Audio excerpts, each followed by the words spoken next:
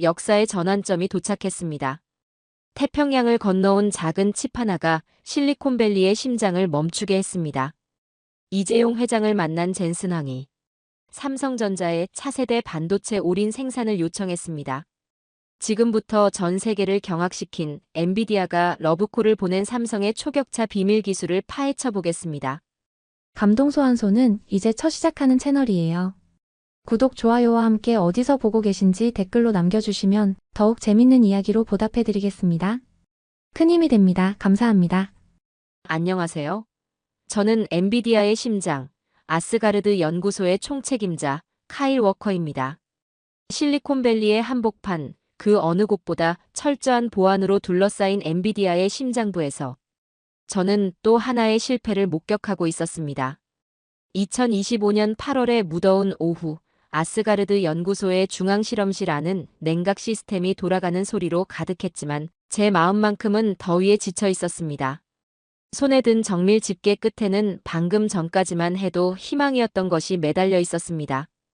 마이크론에서 자신만만하게 보내온 HBM4 시제품, 그들이 몇 달에 걸쳐 완성했다며 자랑하던 그 작은 반도체 칩이 지금은 검은 연기를 내뿜으며 죽어가고 있었습니다. 칩 표면에 번져가는 미세한 균열들이 마치 거미줄처럼 퍼져나가는 모습을 보며 저는 깊은 한숨을 내쉴 수밖에 없었습니다. 집게를 돌려 칩을 폐기물 상자 위로 가져갔습니다. 작은 금속 소리와 함께 떨어지는 그것을 바라보며 지난 몇 개월간 이어진 절망의 연속을 떠올리지 않을 수 없었습니다. SK 하이닉스의 시제품도 마찬가지였죠. 처음엔 기대에 부풀었지만 결국 같은 운명을 맞았습니다. 5세대 10나노급 기술의 한계라는 벽 앞에서 무릎을 꿇었던 것입니다. 제 주변에 서 있던 동료 엔지니어들의 표정에서도 깊은 좌절감이 묻어났습니다. 이들은 모두 세계 최고의 대학에서 박사 학위를 받은 천재들이었지만 지금 이 순간만큼은 그저 무력한 구경꾼에 불과했습니다. 토마스가 고개를 저으며 중얼거렸어요. 그의 목소리에는 체념이 가득했죠. 폐기물 상자 안에는 이미 2개의 타버린 칩이 더 있었습니다. 각각 다른 회사에서 온 것들이었지만 모두 같은 결말을 맞았습니다. 이 광경을 바라보며 저는 가슴속 깊은 곳에서 올라오는 분노를 억누를 수 없었습니다. AI의 미래를 이끌어야 할 우리가 메모리 반도체 하나 제대로 만들지 못하는 현실이 너무나 참담했습니다. 연구소 내부의 거대한 모니터에는 실시간으로 업데이트되는 테스트 결과들이 흘러가고 있었습니다. 온도 상승, 전력 소모량 급증, 신호 지연 시간 폭증. 모든 지표들이 붉은색으로 경고를 바라고 있었습니다. 이런 상황이 반복될 때마다 저는 우리가 추진하고 있는 AI 혁명이 과연 실현 가능한 것인지 의심하게 되었어요. 아스가르드라는 이름으로 불리는 이곳은 북유럽 신화의 신들이 사는 성역에서 따온 것입니다. 하지만 지금 이 순간 이곳은 신의 영역이라기보다는 좌절과 실패로 가득 찬 무덤 같았습니다. 벽면을 가득 채운 첨단 장비들도 천장에 매달린 로봇 팔들도 모든 것이 무의미해 보였습니다. 실험실 한쪽에서 데이터를 분석하던 젊은 연구원이 절망적인 목소리로 말했습니다. 그의 말 한마디 한마디가 제 가슴에 못처럼 박혔습니다. 원비 공정 기술이라는 5세대 10나노급 기술의 한계가 모든 경쟁사들의 발목을 잡고 있다는 것이 명확해졌습니다. 저는 집게를 실험대 위에 놓고 두 손으로 얼굴을 감쌌습니다. 수석 AI 아키텍트로서 이런 모습을 부하들에게 보여주는 것이 부끄러웠지만 더 이상 감출 수 없었습니다. 20년간 이 업계에서 쌓아온 경험과 지식이 모두 소용없다는 현실이 너무나 잔혹했습니다. 연구소 밖으로 보이는 실리콘밸리의 풍경은 여전히 화창했지만 제 마음속에는 먹구름이 끝없이 몰려들고 있었어요. 과연 우리는 이 기술적 한계를 극복할 수 있을까요? 그리고 AI의 미래는 정말 가능한 것일까요? 이런 의문들이 머릿속을 맴돌며 저를 더욱 깊은 절망 속으로 밀어넣고 있었습니다. 바로 그때였어요. 제 핸드폰에서 특별한 알림음이 울려 퍼졌습니다. CEO인 젠슨항 전용 라인에서 온 메시지였죠. 평소라면 이런 직접적인 연락에 긴장했겠지만 지금은 그럴 여력조차 없었습니다. 화면을 터치하자 그의 간결하면서도 의미심장한 문장이 나타났습니다. 제 심장이 미묘하게 빨라지기 시작했어요. 마지막 카드라니요. 지난 몇 개월간 우리가 테스트한 것들이 전부가 아니었다는 말인가요? 주변 동료들이 제 표정 변화를 눈치채고 하나둘씩 모여들었습니다. 하지만 저는 아무 말도 할 수 없었죠. 아직 확실하지 않은 희망에 대해 성급하게 이야기할 수는 없었으니까요. 그로부터 사흘이 흘렀습니다. 평소보다 일찍 출근한 저는 연구소 로비에서 특별한 광경을 목격했습니다. 보안 요원들이 평상시보다 2배는 많았고 그들 모두가 긴장한 표정으로 무언가를 기다리고 있었습니다. 레벨 5 보안 등급이 적용되는 물품이 도착한다는 것이었습니다. 이는 엔비디아 역사상 가장 높은 보안 등급 중 하나였죠. 오전 10시 정각, 특수 운송 차량이 연구소 정문을 통과했습니다. 차량 측면에는 대한민국 수원이라는 발송지가 선명하게 적혀 있었어요. 그 순간 저는 직감적으로 알 수 있었습니다. 이것이 바로 젠슨이 말한 마지막 카드라는 것을요. 수원, 그곳은 삼성전자의 심장부가 아니던가요? 소포를 개봉하는 과정은 마치 의식과도 같았습니다. 여러 겹의 보안 포장재를 조심스럽게 제거하자 그 안에는 손톱만 한 크기의 작은 반도체 칩이 특수 용기에 담겨 있었습니다. 평범해 보이는 그 작은 칩을 바라보며 저는 묘한 전율을 느꼈습니다. 이것이 정말 우리가 찾던 답일까요? 용기에 붙어있던 라벨을 자세히 살펴보니 삼성전자 HBM 개발팀이라는 글자와 함께 여러 기술적 사양들이 적혀 있었습니다. 6세대 고대역 폭메모리 HBM4 원시 10나노급 공정이라는 단어들이 눈에 들어왔습니다. 원시 공정이라니요. 이는 다른 경쟁사들이 사용하는 원비 공정보다 한 세대 앞선 기술이었습니다. 그 순간 제 핸드폰이 다시 울렸습니다. 이번에는 젠슨항으로부터 화상 통화 요청이 온 것이었어요. 서둘러 개인 사무실로 향해 통화를 받자 그의 진지한 표정이 화면에 나타났습니다. 평소 여유로운 미소를 잃지 않던 그의 모습과는 사뭇 달랐습니다. 젠슨의 목소리에는 평소와 다른 무게감이 실려 있었습니다. 지난 7월 25일 워싱턴에서 열린 한미 비즈니스 라운드 테이블에서 이재용 회장과 직접 만났다는 것입니다. 그 자리에서 젠슨은 HBM3 12단 생산보다 HBM4 생산을 우선시해달라고 간절히 요청했다고 했습니다. 그 말을 들으며 저는 이 작은 칩이 얼마나 특별한 존재인지 실감할 수 있었습니다. 화면 너머 젠슨의 눈빛이 예사롭지 않았습니다. 그는 잠시 말을 멈춘 후 더욱 단호한 어조로 이어갔습니다. 아스가르드에서 증명해 보이라는 것, 이것이 진짜 미래인지 아니면 또 하나의 제가 될 뿐인지 확인하라는 것이었습니다. 그의 말 속에는 기대와 동시에 마지막 기회라는 절박함이 느껴졌습니다. 통화를 끝낸 후 저는 한동안 그 자리에 서 있을 수밖에 없었습니다. 태평양을 건너 우리에게 온 이 작은 칩이 과연 어떤 결과를 보여줄까요? 지난 몇 개월간의 실패가 트라우마가 되어 쉽게 기대하기 어려웠지만 동시에 가슴 한구석에서는 희망의 불씨가 다시 타오르기 시작했습니다. 삼성전자라는 이름에는 특별한 무게감이 있었습니다. 메모리 반도체 분야에서 오랫동안 세계 1위를 지켜온 그들의 기술력을 의심할 사람은 많지 않았으니까요. 하지만 최근 HBM 시장에서는 SK 하이닉스에게 밀리는 모습을 보였던 것도 사실이었습니다. 과연 이번에는 어떨까요? 연구소로 돌아가는 길에 동료들의 시선이 제게 집중되는 것을 느꼈습니다. 모두들 새로 도착한 샘플에 대한 궁금증으로 가득했을 것입니다. 하지만 저는 섣부른 기대보다는 철저한 준비가 필요하다고 생각했습니다. 이번이야말로 정말 마지막 기회일 수도 있으니까요. 이틀 후 월요일 오전 아스가르드 연구소의 중앙통제실은 평상시보다 더욱 긴장감으로 가득했습니다. 거대한 원형 공간 한가운데에는 우리가 자랑하는 최첨단 테스트 시스템이 우뚝 서 있었고 그 주변으로는 수십 대의 모니터들이 벽면을 빼곡히 채우고 있었습니다. 오늘이 바로 삼성 HBM4의 운명을 가를 날이었습니다. 제 손에는 그 작은 반도체 칩이 들려 있었습니다. 며칠 전 태평양을 건너온 이 작은 존재가 과연 어떤 기적을 보여줄 수 있을까요? 아니면 또다시 연기를 내뿜으며 제가 되어버릴까요? 주변에 모인 12명의 엔지니어들도 모두 같은 생각을 하고 있는 듯 했습니다.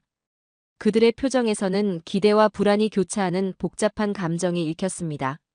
메인 테스트 장비의 소켓에 칩을 조심스럽게 장착하는 과정은 마치 수술과도 같았습니다. 미세한 떨림도 용납되지 않는 정밀함이 요구되었죠. 찰칵하는 작은 소리와 함께 연결이 완료되자 거대한 기계 속에 묻힌 손톱만 한 칩이 초라하게 보이기까지 했습니다. 정말 저것이 우리의 모든 문제를 해결해 줄 수 있을까 하는 의구심이 다시 한번 고개를 들었습니다. 시스템 점검이 한창일 때 토마스가 다가와 제게 말했습니다. 규정에 따라 샘플 제공업체와 화상회의를 개설해야 한다는 것이었습니다. 사실 이는 형식적인 절차에 불과했습니다. 대부분의 경우 상대방은 몇 분 얼굴만 비춘 후 곧바로 연결을 끊곤 했으니까요. 하지만 이번에는 뭔가 달랐습니다. 대형 스크린에 화상회의 창이 열리자 깔끔하게 정리된 연구실이 화면에 나타났습니다. 그리고 곧바로 한 사람의 얼굴이 선명하게 떠올랐습니다. 30대 후반으로 보이는 여성이었는데 차분하면서도 지적인 인상을 주는 분이었습니다. 화면 하단의 이름표에는 이하윤 삼성전자 HBM 개발 연구팀장이라고 적혀 있었습니다. 그 순간 저는 묘한 감정을 느꼈습니다. 지난 몇 개월간 수많은 실패를 경험한 후라 그런지 어떤 방어적인 심리가 작동하기 시작했습니다. 혹시 또 실망스러운 결과가 나오면 어떻게 하나 하는 불안감이 오만함으로 바뀌어 버린 것 같았습니다. 실리콘밸리 최고의 연구소에서 일하는 우리가 왜 이렇게까지 절절매야 하는가 하는 생각이 들었습니다. 저는 일부러 건방진 어조로 말을 꺼냈습니다. 이하윤 팀장을 향해 던진 제 말에는 도전적인 뉘앙스가 가득했습니다. 솔직히 말하자면 마음 한구석에서는 이번에도 실패할 것이라는 예상을 하고 있었던 것 같습니다. 그래서 미리 상대방에게 책임을 전가하려는 비겁한 심리가 작동했던 것이죠. 하지만 화면 너머 이하윤 팀장의 반응은 제 예상과 완전히 달랐습니다. 그녀는 제 도발적인 말에 전혀 동요하지 않았습니다.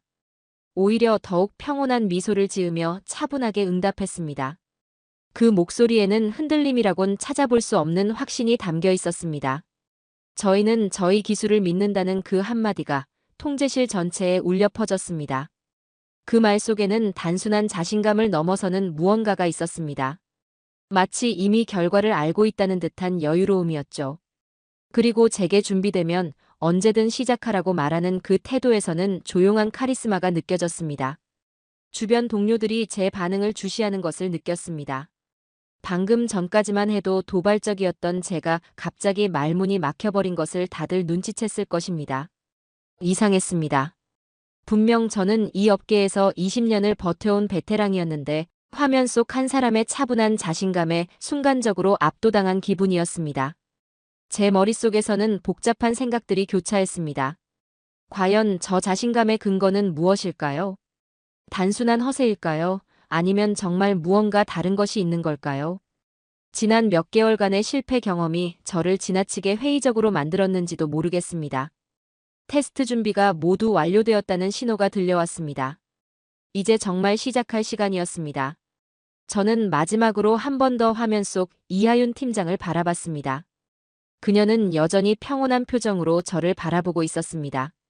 그 시선에는 두려움도 불안도 없었습니다. 오직 자신들이 만든 기술에 대한 확고한 믿음만이 있을 뿐이었습니다. 제 손이 메인 콘솔의 시작 버튼 위에 머물렀습니다. 아스가르드 테스트 프로토콜. 이는 우리가 개발한 가장 가혹한 시험 과정이었습니다. 지금까지 이 시험을 통과한 메모리는 단 하나도 없었죠. 마지막으로 한 번 더 깊게 숨을 들이마신 후 저는 운명의 버튼을 눌렀습니다. 순간 통제실 전체가 낮은 진동음으로 가득 찼습니다. 거대한 테스트 장비가 깨어나기 시작한 것입니다. 기계 내부의 수백 개 부품들이 정밀한 협주곡을 연주하듯 작동하기 시작했고 공기 중에는 전기적 냄새가 퍼져나갔습니다. 수십 개의 LED 표시등들이 차례대로 점등되며 각종 센서들이 실시간으로 데이터를 수집하기 시작했습니다. 벽면의 거대한 모니터들에는 온도, 전압, 신호 지연 시간 등 수백 가지 파라미터들이 끝없이 스크롤되고 있었습니다. 숫자들의 폭포수 같은 흐름을 바라보며 저는 지난 몇 개월간의 실패들을 떠올리지 않을 수 없었습니다. 이번에도 같은 결과가 나올까요? 아니면 정말 다른 무언가를 볼 수 있을까요? 처음 몇 분간은 모든 것이 정상적으로 보였습니다. 삼성의 HBM4는 초기 테스트 단계들을 무난하게 통과하고 있었죠. 기본적인 읽기, 쓰기 동작이 안정적으로 수행되고 있었고, 온도도 예상 범위 내에서 유지되고 있었습니다. 하지만 이는 예상 범위 내의 일이었습니다. 진짜 시험은 지금부터 시작되는 것이니까요. 제가 옆에 서 있던 토마스에게 눈짓을 보내자 그가 고개를 끄덕이며 2단계 프로토콜 활성화 스위치에 손을 올렸습니다. 이 순간부터는 정말 가혹한 테스트가 시작되는 것이었습니다. 시스템이 메모리에 극한의 부하를 가하기 시작할 것이고 대부분의 칩들은 2단계에서 항복 신호를 보내곤 했습니다. 그때부터 이상한 일이 벌어지기 시작했습니다. 시스템이 더욱 공격적인 연산 패턴으로 메모리를 몰아붙이자 일반적으로는 성능이 저하되거나 오류 신호가 발생해야 했습니다. 그런데 삼성의 HBM4는 전혀 예상과 다른 반응을 보였습니다. 오히려 부하가 증가할수록 더욱 효율적으로 동작하는 것처럼 보였습니다. 저는 눈을 의심했습니다. 성능 그래프를 다시 한번 확인해 봤지만 수치들은 거짓말을 하지 않고 있었습니다. 메모리가 우리의 공격 패턴을 마치 미리 알고 있다는 듯이 대응하고 있었던 것입니다. 이런 현상은 제 20년 경력에서 한 번도 본 적이 없는 것이었습니다. 모니터 한쪽 코너에서 데이터 흐름을 추적하던 제니퍼가 갑자기 소리쳤습니다. 그녀는 평소 냉정하고 차분한 성격으로 유명한 엔지니어였는데 지금은 완전히 당황한 표정이었습니다. 데이터 경로가 실시간으로 재구성되고 있다는 것이었습니다. 이는 기존의 모든 메모리에서는 절대 볼 수 없었던 현상이었죠. 저는 급히 그녀의 워크스테이션으로 달려갔습니다.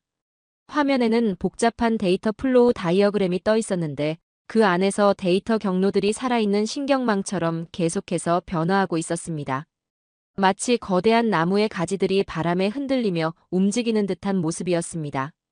하지만 이는 불가능한 일이었습니다. 메모리는 단순히 데이터를 저장하고 전송하는 수동적인 부품이어야 했으니까요. 제니퍼가 떨리는 손가락으로 화면의 한 부분을 가리켰습니다. 그곳에는 실시간으로 업데이트되는 최적화 알고리즘의 실행 로그가 나타나 있었습니다. 메모리 칩 내부에서 스스로 판단하고 경로를 재설정하는 과정이 실시간으로 기록되고 있었던 것입니다. 이것은 단순한 하드웨어가 아니라 소프트웨어와 하드웨어가 완벽하게 융합된 새로운 형태의 기술이었습니다. 다른 엔지니어들도 하나둘씩 제 주변으로 몰려들었습니다.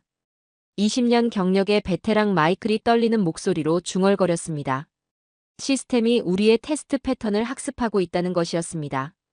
그는 지금까지 수천 개의 메모리 칩을 테스트해봤지만 이런 현상은 처음이라고 했습니다. 그의 얼굴에는 경외감과 두려움이 동시에 섞여 있었습니다. 저는 다시 메인 콘솔로 돌아가 더 자세한 분석 결과를 확인했습니다. 화면에 나타난 것은 제 모든 상식을 뒤엎는 내용이었습니다. 삼성의 HBM4 내부에 탑재된 맞춤형 로직 다이가 우리의 연산 요구 사항을 실시간으로 분석하고 그의 최적화된 데이터 처리 경로를 스스로 생성하고 있었던 것입니다. 더욱 놀라운 것은 이 모든 과정이 나노초 단위로 이루어지고 있다는 사실이었습니다. 인간의 두뇌보다 수만 배 빠른 속도로 판단하고 최적화하는 인공지능이 손톱만 한 칩 안에 들어있었던 것입니다. 이것은 단순한 메모리가 아니었습니다. 마치 디지털 생명체와도 같은 존재였습니다. 통제실 한쪽에서 시스템 모니터링을 담당하던 데이빗이 큰 소리로 외쳤습니다. 성능 지표들이 모든 예측을 뛰어넘고 있다는 것이었습니다. 그의 모니터에는 지금까지 본 적 없는 수치들이 표시되고 있었죠. 데이터 처리 속도는 기존 대비 300% 향상되었고 지연 시간은 절반으로 줄어들었으며 전력 효율성은 2배로 증가했습니다. 제 머릿속이 완전한 혼란으로 가득 찼습니다. 이런 일이 어떻게 가능한 것일까요? 물리 법칙을 거스르는 것처럼 보이는 이 현상을 어떻게 설명할 수 있을까요?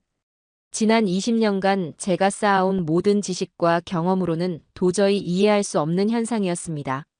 마치 뉴턴의 법칙이 갑자기 작동하지 않는다고 하는 것과 같은 충격이었습니다. 화면 너머 이하윤 팀장의 표정을 다시 한번 살펴봤습니다. 여전히 차분한 미소를 유지하고 있었지만 그 눈빛에서는 약간의 만족감 같은 것이 느껴졌습니다. 마치 이런 결과를 이미 수백 번도 확인해봤다는 듯한 여유로운 모습이었죠. 그 순간 저는 뼈저리게 깨달았습니다. 우리가 지금까지 상대해왔던 것은 일반적인 메모리가 아니라 완전히 새로운 차원의 기술이었다는 것을요. 사장에서 확인한 놀라운 성능에도 불구하고 저는 아직 확신할 수 없었습니다. 혹시 이것이 일시적인 현상일 수도 있지 않을까요? 아니면 우리 시스템에 오류가 있었던 것일 수도 있었습니다. 그래서 저는 더욱 가혹한 테스트로 넘어가기로 결심했습니다. 제 손이 3단계 프로토콜 활성화 버튼 위에 머물렀습니다. 2단계부터는 정말 위험한 영역이었습니다. 지금까지 2단계를 시도했던 모든 메모리 칩들이 예외 없이 손상되었거나 완전히 파괴되었으니까요. 마이크론과 SK 하이닉스의 시제품들도 바로 2단계에서 연기를 내뿜으며 죽어갔습니다. 주변 동료들의 시선이 제게 집중되는 것을 느꼈습니다. 모두들 제 결정을 기다리고 있었죠. 토마스가 조심스럽게 다가와 속삭였습니다. 정말 계속 진행할 것인지 묻는 것이었습니다. 그의 목소리에는 우려가 가득했습니다. 하지만 저는 고개를 끄덕였습니다. 이번이야말로 진실을 확인할 마지막 기회였으니까요. 버튼을 누르는 순간 통제실의 분위기가 완전히 바뀌었습니다. 시스템이 내뿜는 소리가 한 옥타브 높아졌고 공기 중의 전기적 긴장감도 더욱 강해졌습니다. 이제부터는 메모리의 물리적 한계를 뛰어넘는 부하를 가하게 될 것이었습니다. 그런데 놀라운 일이 벌어졌습니다. 다른 모든 칩들이 항복했던 바로 그 순간 삼성의 HBM4는 오히려 더욱 활발하게 동작하기 시작했습니다. 벽면에 거대한 모니터에 표시되는 성능 그래프가 수직으로 치솟기 시작한 것입니다. 이는 물리 법칙을 정면으로 거스르는 현상이었습니다. 제 눈앞의 수치들을 믿을 수가 없었습니다. 온도가 올라갈수록 성능이 향상되고 있었고 부하가 증가할수록 효율성이 높아지고 있었습니다. 이는 연력학 법칙에 정면으로 반하는 현상이었죠. 마치 얼음이 뜨거워질수록 더 단단해진다고 주장하는 것과 같았습니다. 데이빗이 떨리는 목소리로 외쳤습니다. 죽음의 벽이라고 불리는 임계점을 돌파했다는 것이었습니다. 이 지점은 지난 2년간 업계 전체가 넘지 못했던 기술적 장벽이었습니다. 마이크론이 37번 도전했고 SK 하이닉스가 28번 시도했지만 모두 실패했던 그 벽을요. 그런데 삼성의 HBM4는 그 벽을 마치 존재하지 않는 것처럼 가뿐히 넘어서고 있었습니다. 아니, 넘어선다는 표현조차 부족했습니다. 그 벽을 완전히 무시하고 있었던 것입니다. 성능 그래프는 계속해서 상승했고 모든 지표들이 이론적 한계를 훨씬 뛰어넘는 수치를 보여주고 있었습니다. 저는 자리에서 일어나 모니터 앞으로 다가갔습니다. 숫자들을 다시 한번 그리고 또 한 번 확인해 봤지만 결과는 같았습니다. 제가 20년간 절대적이라고 믿어왔던 물리 법칙들이 한순간에 무너지고 있었습니다. 마치 중력이 갑자기 위쪽으로 작용한다고 하는 것과 같은 충격이었습니다. 제니퍼가 다른 워크스테이션에서 소리쳤습니다. 원시 공정의 위력이 이제야 드러나기 시작했다는 것이었습니다. 6세대 10나노급 기술이 만들어낸 트랜지스터들이 극한의 조건에서도 완벽하게 동작하고 있었던 것입니다. 이는 5세대 기술로는 절대 불가능한 일이었습니다. 마이클이 손으로 머리를 감싸며 중얼거렸습니다. 자신이 아는 모든 것이 틀렸을 수도 있다는 것이었습니다. 그의 얼굴에는 경외심과 동시에 깊은 혼란이 드러나 있었습니다. 베테랑 엔지니어로서의 자존심과 현실 사이에서 갈등하고 있는 모습이었죠. 저 역시 비슷한 감정에 휩싸였습니다. 제가 수석 아키텍트로서 쌓아온 모든 지식과 경험이 한순간에 의미 없어지는 것 같았습니다. 지난 20년간 제가 옳다고 믿었던 모든 것들이 작은 반도체 칩 하나에 의해 부정당하고 있었던 것입니다. 하지만 동시에 다른 감정도 느꼈습니다. 이것이 바로 우리가 그토록 찾던 돌파구일 수도 있다는 희망 말입니다. AI의 미래를 가로막고 있던 기술적 한계가 마침내 무너지고 있는 것이 아닐까요? 그 작은 칩 안에 진정한 혁명이 숨어 있는 것이 아닐까요? 화면 너머 이하윤 팀장을 다시 바라봤습니다. 그녀의 표정에는 이제 더 이상 놀람이 없었습니다. 마치 이런 결과를 당연하게 여기고 있는 듯했죠. 그 평온함 속에서 저는 깨달을 수 있었습니다. 이 모든 것이 우연이 아니라는 것을, 치밀한 계산과 완벽한 기술력의 결과라는 것을 말입니다. 통제실은 완전한 정적에 휩싸였습니다. 기계의 소리만이 웅웅거릴 뿐 그 누구도 감히 말을 꺼내지 못했습니다. 우리는 모두 역사가 바뀌는 순간을 목격하고 있었던 것입니다. 반도체 역사상 가장 위대한 순간 중 하나를 말입니다. 그 정적을 깬 것은 시스템에서 울려 퍼진 경고음이었습니다. 날카로운 알람 소리가 통제실 전체를 관통하며 모든 사람들을 현실로 끌어당겼습니다. 메인 모니터에 빨간색 경고 메시지가 떠올랐습니다. 최종 단계 진입 여부를 묻는 것이었죠. 라그나로크 프로토콜. 북유럽 신화에서 신들의 최후를 뜻하는 이 이름은 우리 연구소에서 가장 파괴적인 테스트를 의미했습니다. 시스템의 모든 에너지를 한 점으로 집중시켜 메모리를 완전히 파괴하는 것이 목적인 테스트였죠. 지금까지 2단계를 감행했던 모든 샘플들은 예외 없이 제가 되어버렸습니다. 저는 잠시 주저했습니다. 지금까지의 결과만으로도 충분히 놀라운 것이었는데 굳이 위험을 감수할 필요가 있을까요? 하지만 마음 한구석에서는 여전히 의심이 남아 있었습니다. 혹시 이 모든 것이 착각이거나 측정 오류일 수도 있지 않을까요? 토마스가 제 어깨에 손을 올리며 조심스럽게 말했습니다. 더 이상 진행하지 않아도 될 것 같다는 것이었습니다. 이미 충분한 데이터를 얻었으니 여기서 멈춰도 된다는 뜻이었죠. 다른 동료들도 비슷한 시선으로 저를 바라보고 있었습니다. 하지만 저는 고개를 저었습니다. 아니, 정확히는 고개를 저을 수밖에 없었습니다. 20년간 이 일을 해오면서 느꼈던 것은 진실은 오직 극한의 상황에서만 드러난다는 것이었습니다. 편안한 조건에서의 성공은 진정한 성공이 아닙니다. 지옥 같은 환경에서도 버텨낼 때에야 비로소 그 가치가 증명되는 것이죠. 제 손이 최종 승인 버튼을 향해 움직였습니다. 주변에서 숨을 죽이는 소리가 들렸습니다. 모두들 제 결정을 기다리고 있었죠. 이 순간 저는 묘한 확신이 들었습니다. 화면 너머 이하윤 팀장의 그 평온한 자신감이 저에게도 전해진 것 같았습니다. 버튼을 누르는 순간 아스가르드 연구소 전체가 진동하기 시작했습니다. 라그나로크 프로토콜이 가동되면서 건물 전체의 전력이 테스트 시설로 집중되기 시작한 것입니다. 복도의 조명들이 깜빡이기 시작했고 에어컨 시스템도 잠시 멈췄습니다. 거대한 테스트 장비에서 나오는 소음이 귀를 찢을 듯했습니다. 마치 제트 엔진이 최대 출력으로 가동되는 것 같은 굉음이었죠. 냉각 시스템이 최대 용량으로 작동하기 시작했고 차가운 증기가 기계 주변으로 뿜어져 나왔습니다.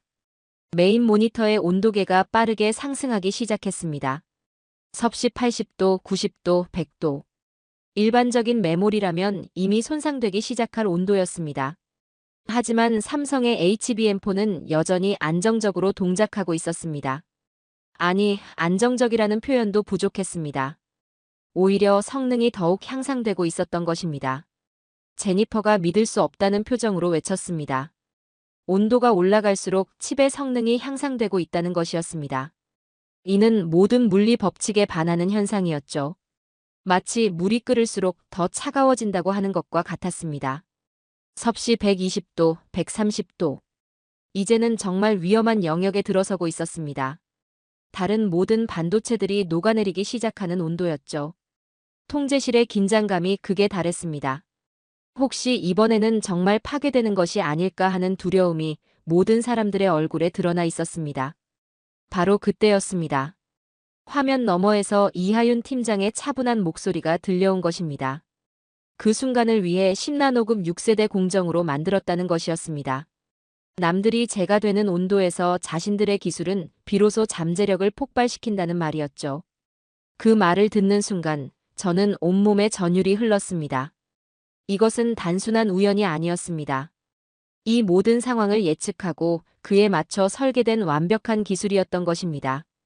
삼성의 엔지니어들이 얼마나 치밀하게 계산하고 준비했는지 알 수 있었습니다. 온도계는 계속 올라갔습니다. 140도, 150도. 이미 납땜이 녹기 시작하는 온도였습니다. 하지만 HBM4는 마치 이런 온도가 자신에게는 봄바람과도 같다는 듯이 더욱 활발하게 동작했습니다. 데이터 처리 속도가 또 한 번 급격히 증가하기 시작했습니다. 마이클이 떨리는 손으로 추가 분석 결과를 확인했습니다. 6세대 공정이 만들어낸 트랜지스터들이 고온에서도 완벽한 안정성을 유지하고 있다는 것이었습니다. 아니, 단순히 안정성을 유지하는 것이 아니라 고온을 오히려 자신의 장점으로 활용하고 있었습니다. 데이빗이 큰 소리로 외쳤습니다. 전력 효율성이 또 한 번 급상승했다는 것이었습니다. 뜨거워질수록 더 적은 전력으로 더 많은 일을 해내고 있었던 것입니다. 이는 연력학의 기본 원리를 정면으로 거스르는 현상이었습니다. 통제실의 모든 사람들이 숨을 죽이고 모니터를 바라봤습니다. 온도는 여전히 상승하고 있었고 시스템은 계속해서 더 많은 부하를 가하고 있었습니다. 이제 정말 한계점에 도달한 것이 아닐까요? 아무리 뛰어난 기술이라도 물리 법칙까지 바꿀 수는 없을 테니까요. 하지만 삼성의 HBM4는 여전히 버티고 있었습니다. 아니, 버틴다는 표현도 적절하지 않았습니다. 마치 이 모든 시련이 자신을 더욱 강하게 만드는 자양분이라는 듯이 더욱 완벽한 성능을 보여주고 있었던 것입니다. 그리고 마침내 그 순간이 왔습니다. 온도계가 섭씨 160도를 가리키는 순간 모든 것이 갑자기 고요해졌습니다. 귀를 찢을 듯하던 기계음이 부드러운 윙윙거림으로 바뀌었고 격렬하게 진동하던 테스트 장비도 안정적인 리듬을 되찾았습니다. 마치 폭풍우가 지나간 후의 고요함과도 같았죠. 메인 모니터에 떠오른 최종 결과를 보는 순간 저는 말 그대로 숨이 막혔습니다. 엔비디아 아스가르드 테스트 완벽 통과, 역대 최고 성능. 달성이라는 메시지가 녹색 글자로 선명하게 표시되어 있었습니다. 그 아래로는 지금까지 본 적 없는 완벽한 수치들이 나열되어 있었죠. 데이터 처리 속도 향상률 847%, 전력 효율성 개선율 312%, 신호 지연 시간 단축률 76%, 온도 안정성 지수 99.97%. 모든 항목에서 기존 기록을 압도적으로 갈아치운 수치들이었습니다. 이는 단순한 성공을 넘어서 완전한 혁명이었습니다. 통제실은 무덤과도 같은 정적에 휩싸였습니다. 12명의 세계 최고 엔지니어들이 모여있는 이곳에서 그 누구도 감히 말을 꺼내지 못하고 있었습니다. 토마스는 입을 반쯤 벌린 채 모니터를 멍하니 바라보고 있었고 제니퍼는 자신의 워크스테이션 앞에서 완전히 얼어붙어 있었습니다. 마이클의 얼굴에는 경외심과 동시에 깊은 혼란이 교차하고 있었습니다. 그가 지난 20년간 절대적이라고 믿어왔던 모든 법칙들이 한순간에 무너졌던 것이니까요. 데이빗은 자리에 주저앉아 머리를 감싸고 있었고 다른 동료들도 각자 다른 방식으로 충격을 소화하려 애쓰고 있었습니다. 저 역시 마찬가지였습니다. 지난 몇 개월간 저를 괴롭혔던 모든 의구심과 절망감이 한순간에 사라졌습니다. 동시에 새로운 현실에 대한 혼란이 밀려왔죠. 이 작은 반도체 칩 하나가 우리의 모든 상식을 뒤바꿔 놓았던 것입니다. 아스가르드 연구소라는 이름에 걸맞게 우리는 정말로 신들의 영역에서 벌어진 기적을 목격한 것 같았습니다. 하지만 동시에 우리 자신이 얼마나 나약한 존재인지도 깨달았죠. 실리콘밸리 최고의 연구소라고 자부했던 우리가 태평양 건너편에서 온 작은 칩 앞에서 완전히 무력해진 것입니다. 그 침묵을 깬 것은 예상치 못한 곳에서였습니다. 화면 너머에서 들려오는 이하윤 팀장의 차분한 목소리였죠. 결과가 만족스러우냐고 묻는 그 질문이 통제실 전체에 울려 퍼졌습니다. 그 음성에는 승리의 기쁨도 오만함도 없었습니다. 오직 조용한 자신감만이 있을 뿐이었죠. 저는 그제야 정신을 차릴 수 있었습니다. 화면 속 이하윤 팀장을 바라보며 저는 복잡한 감정에 휩싸였습니다. 몇 시간 전만 해도 그녀를 향해 도발적인 말을 던졌던 제 자신이 부끄러웠습니다. 그녀는 처음부터 이런 결과를 예상하고 있었던 것 같았으니까요. 주변을 둘러보니 동료들도 모두 비슷한 표정이었습니다. 우리가 얼마나 오만했는지 그리고 얼마나 무지했는지를 깨닫게 되었던 것입니다. 실리콘밸리의 자부심이라고 여겼던 모든 것들이 한순간에 무너져 내렸습니다. 저는 떨리는 목소리로 대답했습니다. 만족스럽다는 단어로는 부족할 정도라고 말했죠. 아니, 사실 어떤 단어로도 이 충격을 표현할 수 없었습니다. 놀라움을 넘어서 경외감에 가까운 감정이었으니까요. 화면 속 이하윤 팀장이 미소를 지었습니다. 그 미소에는 따뜻함과 동시에 조용한 승리감이 섞여 있었습니다. 하지만 그녀는 자신의 성공을 과시하지 않았습니다. 오히려 이런 결과가 당연한 일이라는 듯이 담담하게 받아들이고 있었죠. 테스트 장비에서 작은 신호음이 울렸습니다. 모든 시스템이 정상 상태로 돌아왔다는 신호였죠. 하지만 우리의 마음은 결코 정상으로 돌아갈 수 없을 것 같았습니다. 오늘 우리가 목격한 것은 단순한 기술의 진보가 아니라 패러다임의 완전한 전환이었으니까요. 손톱만 한 크기의 작은 반도체 칩이 세계 최고의 연구소를 완전히 굴복시킨 것입니다. 아스가르드의 모든 신들이 무릎을 꿇은 순간이었죠. 그리고 우리는 모두 그 역사적 순간의 증인이 되었습니다. 통제실의 정적은 계속되었습니다. 아무도 이 순간을 깨뜨리고 싶어 하지 않는 것 같았습니다. 마치 신성한 의식이 끝나기를 기다리는 것처럼 말이죠. 우리는 모두 새로운 시대의 시작을 목격하고 있었던 것입니다. 한참이 지나서야 저는 간신히 정신을 차릴 수 있었습니다. 화면 속 이하윤 팀장과 간단한 인사를 나눈 후 화상 연결을 종료하자 통제실은 다시 한번 깊은 정적에 휩싸였습니다. 동료들은 여전히 각자의 자리에서 방금 전 벌어진 일을 소화하려 애쓰고 있었죠. 저는 떨리는 손으로 개인 단말기를 집어들었습니다. 젠슨왕에게 보고해야 할 시간이었어요. 하지만 어떤 말로 이 상황을 설명해야 할지 막막했습니다. 신이 우리 연구소에 다녀갔다고 말해야 할까요? 아니면 우리가 목격한 것이 꿈이었다고 해야 할까요? 전화를 거는 손가락이 계속 떨렸습니다. 평소 같으면 이런 일로 동요하지 않았을 텐데 지금은 완전히 다른 상황이었습니다. 몇 번의 신호음 후에 젠슨의 목소리가 들려왔습니다.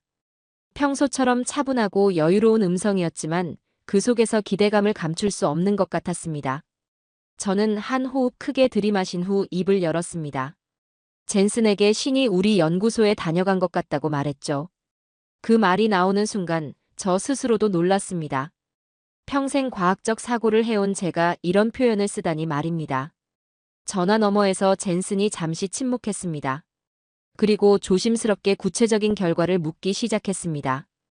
저는 떨리는 목소리로 수치들을 읽어주기 시작했습니다.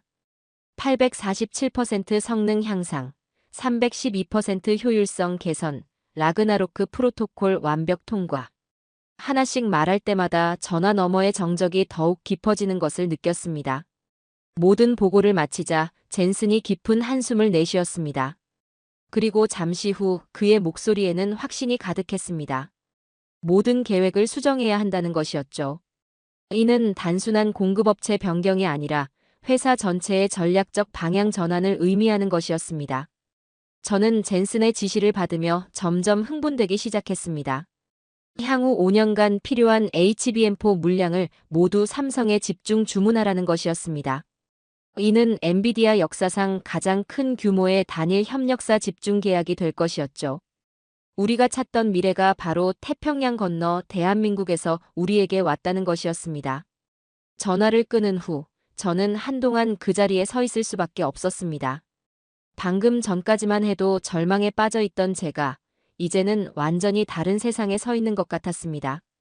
수개월간 저를 괴롭혔던 모든 걱정과 불안이 한순간에 사라져버린 것이죠. 동료들을 둘러보니 모두들 조금씩 정신을 차리기 시작하고 있었습니다. 토마스가 다가와 조심스럽게 물었습니다. 정말 이 모든 것이 현실인지 확인하고 싶어 하는 것 같았죠. 저는 고개를 끄덕이며 우리가 방금 역사의 전환점을 목격했다고 말했습니다. 제니퍼가 여전히 믿을 수 없다는 표정으로 데이터를 다시 한번 확인하고 있었습니다. 마이클은 자신의 워크스테이션 앞에 앉아 깊은 생각에 잠겨 있었고 데이빗은 혼자서 중얼거리며 결과 보고서를 작성하기 시작했습니다. 저는 다시 한번 테스트 장비를 바라봤습니다. 그 거대한 기계 속에 여전히 장착되어 있는 손톱만 한 크기의 반도체 칩이 보였습니다. 저 작은 것이 실리콘밸리 최고의 연구소를 완전히 굴복시켰던 것입니다. 저 작은 것이 우리의 거대한 제국을 무릎 꿇렸던 것이죠. 그 순간 문득 궁금해졌습니다. 수원에 있는 삼성전자 연구실에서는 지금 무슨 일이 벌어지고 있을까요? 이하윤 팀장은 지금 무엇을 하고 있을까요? 그녀의 그 평온한 자신감 뒤에는 또 어떤 놀라운 기술이 숨어 있는 것일까요? 마치 제 생각을 읽기라도 한 듯이 제 단말기에 새로운 메시지가 도착했습니다. 삼성전자에서 보낸 것이었는데 간단한 감사 인사와 함께 한 줄의 메시지가 있었습니다. 이미 7세대 고대역 폭메모리 개발에 착수했다는 내용이었죠. 그 메시지를 보는 순간 저는 온몸에 전율이 흘렀습니다. HBM4로도 이런 충격을 받았는데 7세대는 도대체 어떤 경지에 이를 것인가 말입니다. 삼성의 기술자들은 이미 다음 시대를 준비하고 있었던 것입니다. 저는 창밖을 바라봤습니다. 실리콘밸리의 석양이 지고 있었고 멀리 샌프란시스코만의 물결이 반짝이고 있었습니다. 하지만 더 이상 이곳이 세계 기술의 중심이라고 자부할 수 없을 것 같았습니다. 진정한 혁신은 태평양 건너편에서 일어나고 있었으니까요. 동료들과 함께 정리 작업을 시작했습니다. 오늘의 테스트 결과는 엔비디아 역사상 가장 중요한 문서 중 하나가 될 것이었습니다. 하지만 그보다 더 중요한 것은 우리 모두의 인식이 완전히 바뀌었다는 사실이었죠. 아스가르드 연구소를 나서며 마지막으로 뒤돌아봤습니다. 북유럽 신화의 신들의 거주지 이름을 딴 이곳에서 우리는 정말로 신의 기술을 목격했습니다. 그리고 그 신은 우리가 생각했던 곳이 아닌 태평양 건너편 한반도에서 왔던 것입니다. 집으로 가는 길에 저는 계속 생각했습니다. 실리콘밸리의 시대가 정말 끝나는 것일까요? 아니면 이것이 새로운 협력의 시작일까요? 한 가지 확실한 것은 오늘 이후로 세계 반도체 산업의 판도가 완전히 바뀔 것이라는 사실이었습니다. 같은 시각, 지구 반대편 수원의 삼성전자 연구실에서는 이하윤 팀장이 새로운 설계도를 펼쳐놓고 있었을 것입니다. 7세대 고대역 폭메모리, 그 상상조차 할 수 없는 기술을 준비하면서 말이죠. 미래는 이미 시작되었고 그 중심에는 대한민국이 서 있었습니다. 이 이야기가 여러분의 가슴에 뜨거운 울림을 주었다면 좋아요와 구독으로 저희 채널에 힘을 실어주세요. 또한 이 영상을 널리 공유하여 더 많은 사람에게 알려질 수 있도록 도와주시면 더욱 좋을 것 같습니다. 지금까지 시청해주셔서 감사합니다.